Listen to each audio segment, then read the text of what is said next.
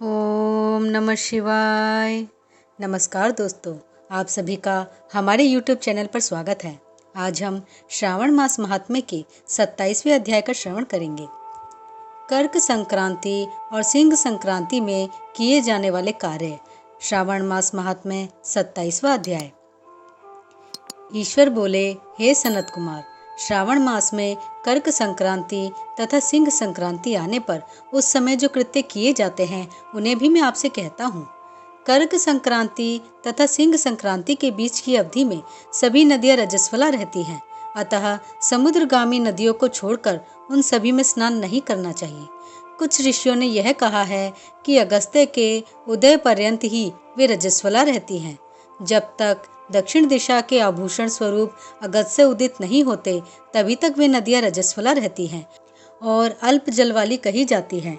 जो नदियां पृथ्वी पर ग्रीष्म ऋतु में सूख जाती हैं, वर्षा काल में जब तक 10 दिन न बीत जाएं, तब तक उनमें स्नान नहीं करना चाहिए। जिन नदियों की गति स्वतः 8000 धनुष तक नहीं हो जाती, तब तक वे नदी शब्द की संज्ञावली नहीं होती, अपितु वे गर्त कही जाती हैं।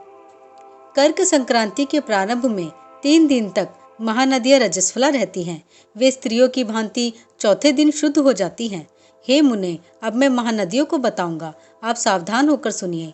गोदावरी, भीमरथी, तुंगभद्रा, वेनिका, तापी, पयोष्णी, ये 6 नदियां विंध्य के दक्षिण में कही गई है। भागीरथी, नर्मदा, यमुना, सरस्वती, विशोका, वितस्ता, ये 6 नदियां विंध्य के उत्तर में कही गई हैं। ये 12 महानदियां देवऋषि क्षेत्र में उत्पन्न हुई हैं। हे मुने, देविका, कावेरी, वंजरा, कृष्णा, ये महानदियां कर्क संक्रमण के प्रारंभ में 1 दिन तक रजस्वला रहती हैं। गौतमी नामक नदी कर्क संक्रमण होने पर 3 दिनों तक रजस्वला रहती है। चंद्रभागा, सती, सिंधु, सरयू, नर्मदा, गंगा, यमुना, प्लक्षजाला, सरस्वती, ये जो नाद संज्ञा वाली नदियां हैं, वे रजोदोष से युक्त नहीं होती हैं। शोण, सिंधु, हिरण्य, कोकिल, आहित, घरघर और शतद्रु, ये 7 नाद पवित्र कहे गए हैं। धर्म द्रव्यमयी गंगा, पवित्र यमुना तथा सरस्वती, ये नदियां गुप्त रजोदोष वाली होती हैं, अतः ये सभी अवस्थाओं में निर्मल रहती है। जल का यह रजोदोष नदी तट पर रहने वालों को नहीं होता है। रजोधर्म से दूषित जल भी गंगा जल से पवित्र हो जाता है। प्रसवावस्था वाली बकरियां, गायें, भैंसें व स्त्रियां और भूमि पर वृष्टि के प्रारंभ का जल, ये 10 रात व्यतीत होने पर शुद्ध हो जाते हैं। कुएं तथा बावली के अभाव में अन्य नदियों का जल अमृत होता है। रजोधर्म से दूषित काल में भी ग्राम भोग नदी दोष में नहीं होती है। दूसरे के द्वारा भरवाए गए जल में रजोदोष नहीं होता है। उपाकर्म में, उत्सर्ग कृत्य में, प्रातः काल के स्नान में, विपत्तियों में, सूर्य ग्रहण काल में तथा चंद्र ग्रहण काल में रजोदोष नहीं होता है। हे सनत कुमार, अब मैं सिंह संक्रांति में गो प्रसव के विषय में कहूँगा। सिंह राशि में सूर्य के संक्रमण होने पर यदि गो प्रसव होता है, तब जिसकी गाय प्रसव करती है उसकी मृत्यु 6 महीनों में हो जाती है। मैं इसकी शांति भी बताऊंगा, जिससे सुख प्राप्त होता है। प्रसव करने वाली उस गाय को उसी क्षण ब्राह्मण को दे देना चाहिए। उसके बाद घृत मिश्रित काली सरसों से होम करना चाहिए। इसके बाद व्याहृतियों से घृत में सिक्त तिलों की 1008 आहुतियां डालनी चाहिए। उपवास रखकर विप्र को प्रयत्न पूर्वक दक्षिणा देनी चाहिए। सिंह राशि में सूर्य के प्रवेश करने पर जब गोष्ठ में गो प्रसव होता है, तब कोई अनिष्ट अवश्य होता है, अतः उसकी शांति के लिए शांति कर्म अनुष्ठान करना चाहिए। अस्य वाम, इस सूक्त से तथा तद्विष्णु, इस मंत्र से तिल तथा घृत से 108 आहुतियां देनी चाहिए और मृत्युंजय मंत्र से 10,000 आहुतियां डालनी चाहिए। उसके बाद श्री सूक्त से अथवा शांति सूक्त से स्नान करना चाहिए। इस प्रकार किए गए विधान से कभी भी भय नहीं होता है।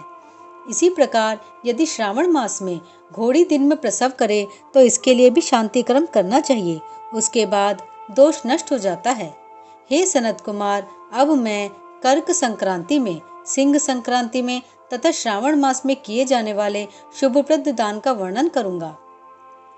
सूर्य के कर्क राशि में स्थित होने पर घृतधेनु का दान तथा सिंह राशि में स्थित होने पर सुवर्ण सहित छत्र का दान श्रेष्ठ कहा गया है तथा श्रावण मास में दान अति श्रेष्ठ फल देने वाला कहा गया है। भगवान श्रीधर की प्रसन्नता के लिए श्रावण मास में घृत कुंभ, घृत धेनु तथा फल विद्वान ब्राह्मण को प्रदान करने चाहिए। मेरी प्रसन्नता के लिए श्रावण मास में किए गए दान अन्य मासों के दानों की अपेक्षा अधिक अक्षय फल देने वाले होते हैं। 12 महीनों में इसके समान अन्य मास मुझको प्रिय नहीं है।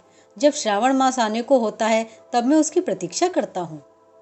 जो मनुष्य इस मास में व्रत करता है वह मुझे परम प्रिय होता है, क्योंकि चंद्रमा ब्राह्मणों के राजा हैं, सूर्य सभी के प्रत्यक्ष देवता हैं। ये दोनों मेरे नेत्र हैं। कर्क तथा सिंह की दोनों संक्रांतियां जिस मास में पड़े उससे बढ़कर किसका महात्म्य होगा। जो मनुष्य इस श्रावण मास में पूरा महीना प्रातःकाल स्नान करता है वह 12 महीनों के प्रातः स्नान का फल प्राप्त करता है। यदि मनुष्य श्रावण मास में प्रातः स्नान नहीं करता है तो 12 महीनों में किए गए उसके स्नान का फल निष्फल हो जाता है।